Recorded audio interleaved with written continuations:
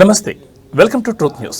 ఆంధ్రప్రదేశ్ లో అత్యంత ప్రసిద్ధ పుణ్యక్షేత్రాల్లో ఒకటైన శ్రీ వరాహలక్ష్మి నరసింహస్వామి దేవస్థానం సింహాచలం కోట్లాది మంది భక్తుల విశ్వాసానికి ప్రతీకగా నిలిచిన ఈ ఆలయం ఇప్పుడు వరుస వివాదాలతో వార్తల్లో నిలుస్తోంది. నిర్వహణ లోపాలు, అధికారుల నిర్లక్ష్యం, భక్తుల నుంచి వస్తున్న ఫిర్యాదులు ఆలయ పరిపాలనపై అనేక ప్రశ్నలు లేవనెత్తున్నాయి. ఇటీవల తెలుగుదేశం పార్టీ నాయకురాలు సౌజన్య రాజకుమారి కొండపై కేక్ కట్ చేసినట్లు సోషల్ మీడియాలో వైరల్ అయిన ఫోటోలు చర్చనీయాంశంగా మారాయి. ఆలయ పవిత్రతను కాపాడాల్సిన ప్రాంగణంలో ఇలాంటి కార్యక్రమాలు ఎలా జరిగాయి?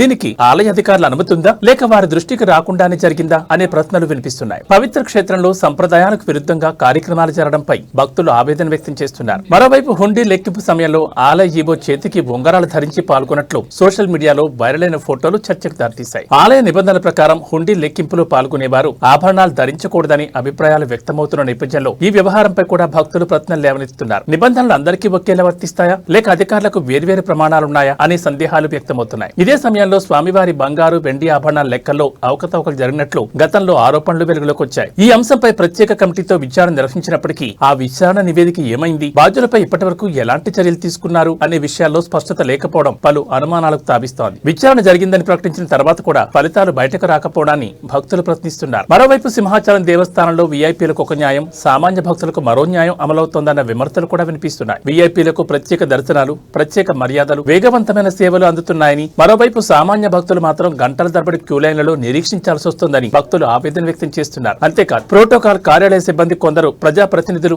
వీఐపీలు, ప్రముఖుల సేవలకి అధిక ప్రాధాన్యత ఇస్తూ సామాన్య భక్తుల సమస్యలను పట్టించుకోవడం లేదన్న ఆరోపణలు కూడా వినిపిస్తున్నాయి. భగవంతుడి సన్నిధిలో అందరూ సమానమే అయినప్పుడు ఈ వివక్ష ఎందుకు, భక్తుల మధ్య తేడా ఎందుకు అనే ప్రశ్నలు వినిపిస్తున్నాయి. ఇదిలా ఉండగా సింహాచలం దేవస్థానం కార్యనిర్వహణాధికారి వెంకట్రావు చుట్టూ మరో వివాదం చర్చనీయాంశంగా మారింది. గతంలో నమోదు చేసిన ఆదాయానికి మించిన ఆస్తుల కేసు నేపథ్యంలో ఈవో వెంకట్రావుకు ప్రభుత్వం వివరణ కోరినట్లు సమాచారం. తెలిసిన ఆదాయ వనరులకు మించి ఆస్తులు కలిగి ఉండడం, అనుమతులు లేకుండా భూములు కొనుగోలు చేయడం, విదేశీ కరెన్సీ డిపాజిట్ల వివరాలను వెల్లడించడం లేదన్న ఆరోపణలు ఈ కేసులో ఉన్నట్లు ప్రచారం జరుగుతోంది. ఈ పరిణామాలు ప్రభుత్వ వర్గాల్లోనే కాకుండా భక్తుల్లోనూ చర్చకు దారితీశాయి. ఉత్తరాంధ్రలోని ప్రముఖ పుణ్యక్షేత్రమైన సింహాచలం దేవస్థానం పరిపాలనపై కూడా పలు ప్రశ్నలు తలెత్తుతున్నాయి. సింహాచలం వంటి మహాక్షేత్రంలో పారదర్శకత, క్రమశిక్షణ, బాధ్యతాయుతమైన పరిపాలన అత్యంత ముఖ్యమని భక్తులు చెప్తున్నారు.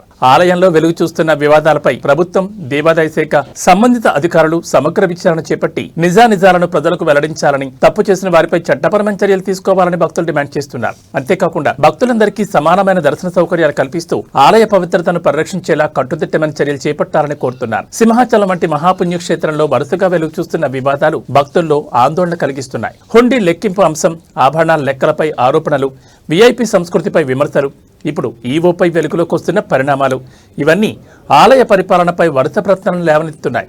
ఈ ఆరోపణలపై ఆలయ అధికారులు ఎలా స్పందిస్తారు, ప్రభుత్వం ఎలాంటి చర్యలు తీసుకుంటుంది, ఈవో భవిష్యత్తుపై ఎలాంటి నిర్ణయం వెలువడుతుంది, భక్తులు కోరుతున్న పారదర్శకత ఎప్పుడు కనిపిస్తుంది? ఈ కథనంలో ప్రస్తావించిన అంశాలు, ప్రజల్లో వినిపిస్తున్న ఆరోపణలు, అందుబాటులో ఉన్న సమాచారం మరియు అధికారికంగా వెలుగులోకి వచ్చిన వివరాలు ఆధారంగా రూపొందించబడ్డాయి.